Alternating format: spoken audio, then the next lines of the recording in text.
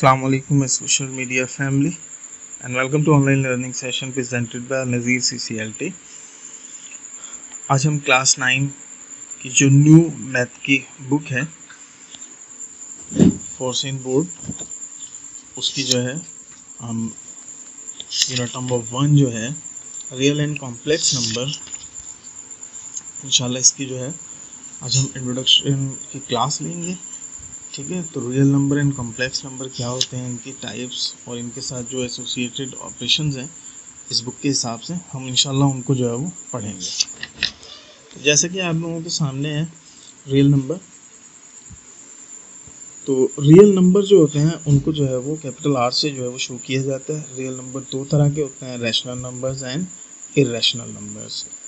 अगर सिंपली जो है वो मैं बताऊँ आप लोगों को कि रैशनल नंबर क्या होते हैं और इर्रेशनल नंबर क्या होते हैं, तो हम ये कह सकते हैं कि रैशनल नंबर्स वो होते हैं जिनको अपॉन में लिखा जाता है, लिखना जिनको पॉसिबल होता है यानी कि फ्रैक्शंस के अंदर।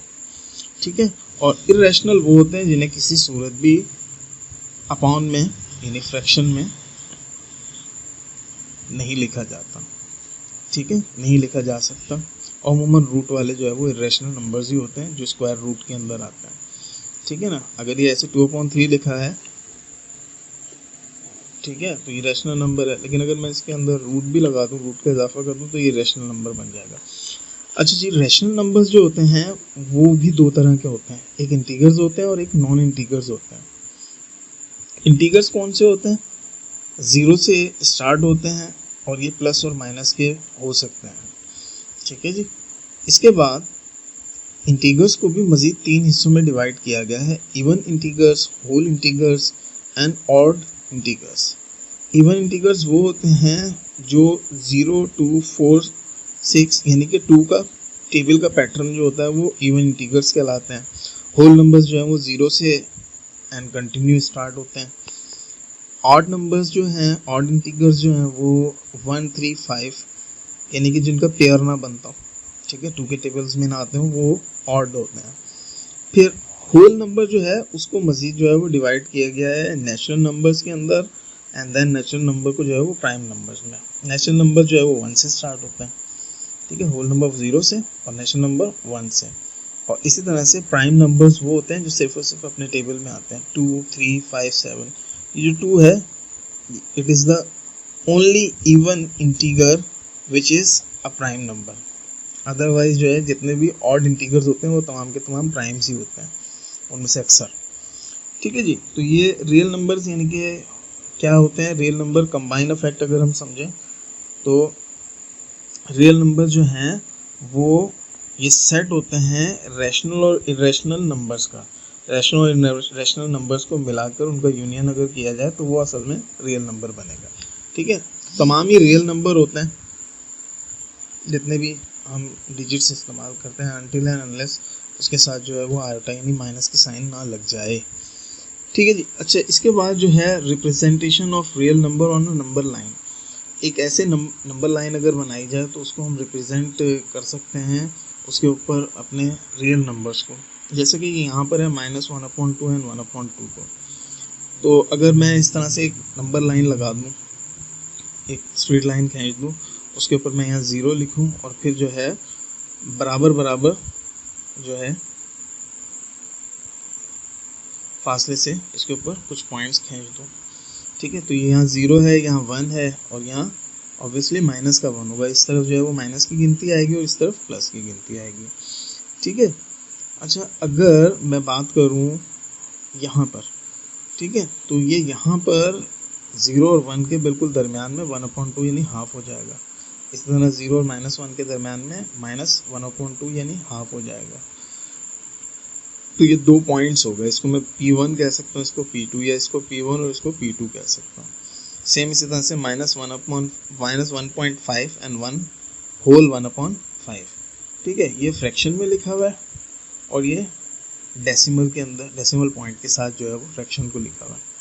ठीक है जी, तो यहाँ देख लें, यहाँ कह रहे हैं कि ये पॉइंट जो है वो P1 रिप्रेजेंट करता है -1.5 और P2 करता है 1/5। तो आप जो है ये देखें यहाँ पर 0 अगर मैं लगा दूँ, यहाँ -1, यहाँ -2, यहाँ 1 प्लस का और यहाँ प्लस का 2, ठीक है। तो ये यहाँ से अगर जो है वो देखा जाएगा, यहाँ से हम देखेंगे -1 और 1 और 2 के दरमियान जो है वो 1.5 यानी हाफ होगा। तो ये यहाँ पर जो है वो लाइन आ जाएगी, यहाँ मैं रेड लाइन से शो, रेड जो है वो डॉट से शो कर दूंगा P1.1 को। और अगर यहाँ पर शो करना है 1/5 जो है, अगर उसको शो करना है तो उसको भी जो है वो बहुत आसानी से शो किया जा सकता है। ये 1 हो गया और ये 2 हो गया, ठीक है। ये 1/5 है, ठीक है। ये यानी कि 1 होल हो गया और 1/5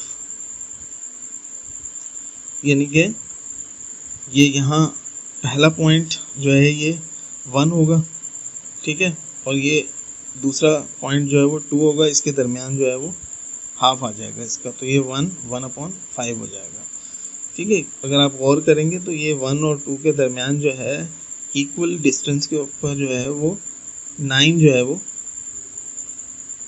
पॉइंट्स बने हुए हैं, 9 जो है वो पॉइंट्स हैं, और ये 10वां मिलाकर ये वाला जो है वो 10वां हो जाएगा, ठीक है। तो इसको इक्वल 10 हिस्सों में जो है वो हमने डिवाइड किया हुआ है। तो ये 1 तो इसका होल नंबर ये शो कर रहा है और 1/5 जो है वो इसके हाफ को शो कर रहा है। ये 1 इसका हो गया यानी कि पहला पॉइंट, और उसके बाद मज़ीद हाफ, तो इन दोनों के दरमियान जो है वो नंबर। इसी तरह जो है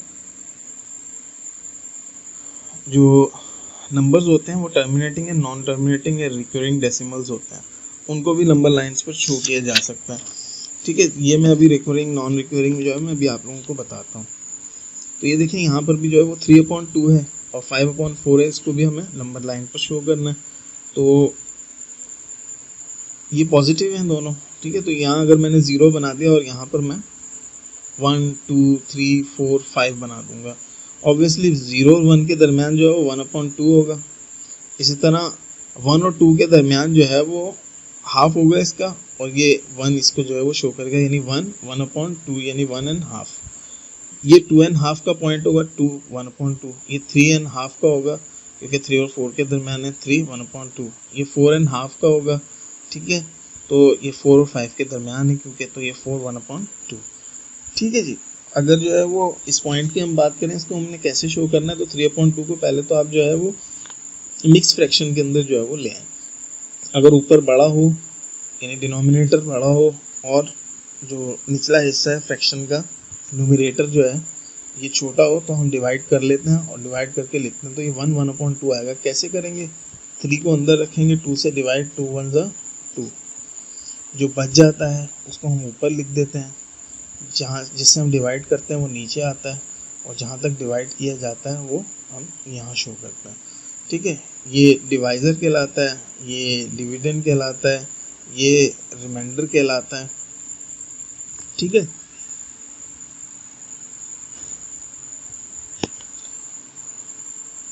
और इसको जो है वो इम्पॉर्टेंट कहते हैं।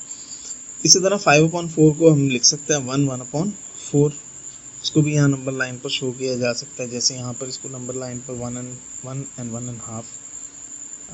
तो ये 1 और 2 के दरमियान हाफ आ गया, 1.5। यहाँ पर जो है वो रेड लाइन, रेड पॉइंट हमने शो कर दिया। इसी तरह से जो है वो 1/4 है, ठीक है। इसको मज़ीद जो है वो हमने डिवाइड कर लिया। अब 0 से लेके 1 तक हमने 4 हिस्सों में डिवाइड कर लिया, ठीक है। ये 1/4 कहलाएगा चौथाई हिस्सा, ये 2/4 कहलाएगा आधा, और ये तिहाई हिस्सा यानी कि 3/4, और ये यहाँ पूरा 1 बन जाएगा ये, ठीक है।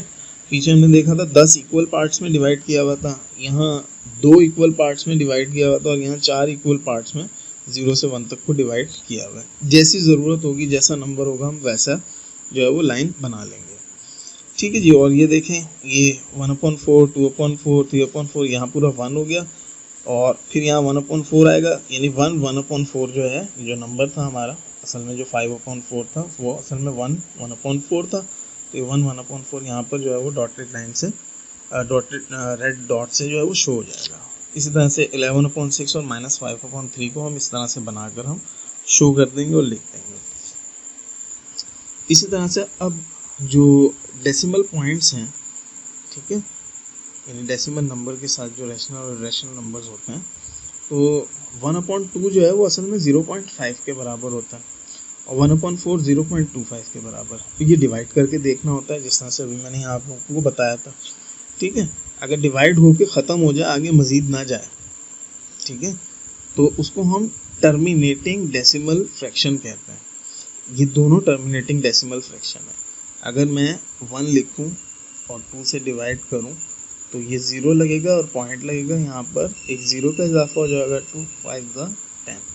तो ये कम्प्लीटली जो है वो डिवाइड हो गया, इसीलिए ये टर्मिनेटिंग डेसिमल फ्रैक्शन है। ठीक है, इसको मैं टर्मिनेटिंग डेसिमल फ्रैक्शन कहूँगा। ये सिंपल फ्रैक्शन है, ये डेसिमल फ्रैक्शन है, क्यों? क्योंकि इसके अंदर जो है वो पॉइंट इस्तेमाल हुआ है। ठीक है, और चूँकि ये पूरा डिवाइड हुआ है, इसलिए इसको टर्मिनेटिंग, दोनों को टर्मिनेटिंग डेसिमल फ्रैक्शन कहा है हमने। अच्छा जी, अब आ जाते हैं नॉन टर्मिनेटिंग डेसिमल की तरफ।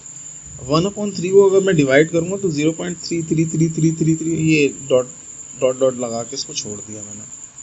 ठीक है, इसका मतलब यही है, ये डिवाइड नहीं होगा, ये मुसलसल चलता रहेगा, इसलिए मैं इसको नॉन टर्मिनेटिंग जो है वो डेसिमल फ्रैक्शन कहूँगा। अच्छा, अब नॉन टर्मिनेटिंग जो होते हैं वो दो तरह के होते हैं, रिकरिंग हो सकते हैं और नॉन रिकरिंग हो सकते हैं। ठीक है, अब आप पहचानेंगे कैसे इसको? बहुत आसान तरीका है। अगर आप डिवाइड करते हैं और वो डिवाइड मुकम्मल हो जाता है तब तो वो टर्मिनेटिंग है। अगर डिवाइड करते हैं वो डिवाइड नहीं होता, वो मुसलसल कंटिन्यू रहता है उसका प्रोसेस, तो हम कहेंगे ये नॉन टर्मिनेटिंग जो है वो डेसिमल फ्रैक्शन है। और नॉन टर्मिनेटिंग भी जो है वो रिकरिंग या नॉन रिकरिंग हो सकते हैं अगर पॉइंट के बाद डिजिट्स सेम हो या एक ख़ास पैटर्न से हो। देखिए यहाँ पर 0.3333 सेम जा रहा है ना, और कंटिन्यू जा रहा है, तो इसीलिए ये नॉन टर्मिनेटिंग तो पक्का हो गया है, क्योंकि ये मुसलसल इसका ऑपरेशन जारी है। लेकिन ये रिकरिंग भी है, क्यों? क्योंकि इसके साथ एक ख़ास पैटर्न है, 333 ही लगा हुआ है, और ये भी रिकरिंग होगा, है तो नॉन टर्मिनेटिंग, क्योंकि पॉइंट लगा के इसको छोड़ दिया है, ये कम्प्लीटली डिवाइड नहीं हो सकता, चलता रहेगा, इसलिए ये नॉन टर्मिनेटिंग है। और ये रिकरिंग भी है, क्यों? क्योंकि यहाँ पर एक ख़ास पैटर्न है पॉइंट के बाद, 8 1 8 1 8 1। ठीक है, 8 1 8 1 8 1। इस तरह से यहाँ पर भी ये √2 है, इसको हम निकाल लेंगे तो ये 1.41421 आ रहा है, और पॉइंट मीनिंग नॉन टर्मिनेटिंग तो है, ये भी नॉन टर्मिनेटिंग है। अगर √3 निकाले 1.73205 डॉट तो ये भी नॉन टर्मिनेटिंग है, बट ये नॉन रिकरिंग है। ठीक है, नॉन रिकरिंग ये क्यों है दोनों? क्योंकि इनमें पॉइंट के बाद कोई ख़ास पैटर्न नहीं है, बस डिजिट्स आते चले जा रहे हैं, डिवाइड हम करते चले जा रहे हैं, उसकी डिवीजन कभी कंप्लीट नहीं होगी, ऐसी ही चलती रहेगी। ठीक है, तो हमें ये भी पता लग गया टर्मिनेटिंग और नॉन टर्मिनेटिंग का फ़र्क। जो डिवाइड होकर कंप्लीट एक जो है वो डिजिट बना लें तो उसको हम कहेंगे ये टर्मिनेटिंग है। जब डिवाइड मुकम्मल ना हो, ठीक है, प्रोसेस चलता रहे, तो वो नॉन टर्मिनेटिंग है। और अगर जो है वो डिवाइड होने के बाद जो है, यानी पॉइंट के बाद जो है ख़ास, या तो जो है वो सेम नंबर रिपीट हो या फिर एक ख़ास पैटर्न से नंबर रिपीट हो, तो वो recurring decimal, non terminating recurring decimal होता है। और अगर पॉइंट के बाद कोई ख़ास पैटर्न ना हो नंबर्स का, मुसलसल चलता रहे, तो वो नॉन टर्मिनेटिंग नॉन रिकरिंग होता है। ठीक है स्टूडेंट्स, तो ये तो था इंट्रोडक्शन। उम्मीद है आपको जो है वो वीडियो समझ में आ गई होगी, इंट्रोडक्शन जो है वो समझ में आ गया होगा कि डेसिमल जो नंबर्स होते हैं वो क्या होते हैं, असल में रियल नंबर ही की जो है वो हिस्सा होते हैं डेसिमल नंबर्स। ठीक है, और नंबर लाइन क्या होती है ये भी पता लग गया होगा, टर्मिनेटिंग, नॉन टर्मिनेटिंग, और नॉन टर्मिनेटिंग में रिकरिंग और नॉन रिकरिंग जो है डेसिमल फ्रैक्शंस भी पता लग गए होंगे। अब इंशाल्लाह जो है वो नेक्स्ट वीडियो जो है एक्सरसाइज 1.1 जो है उसमें हम इंशाल्लाह 1.1 को सॉल्व करेंगे, और आपको बाकी चीज़ें भी जो हैं इस बुक के हवाले से वो सारी इंशाल्लाह सिखाएंगे। अब तक के लिए इतना ही, इंशाल्लाह अगली वीडियो में मुलाकात होगी, तब तक के लिए goodbye and thank you.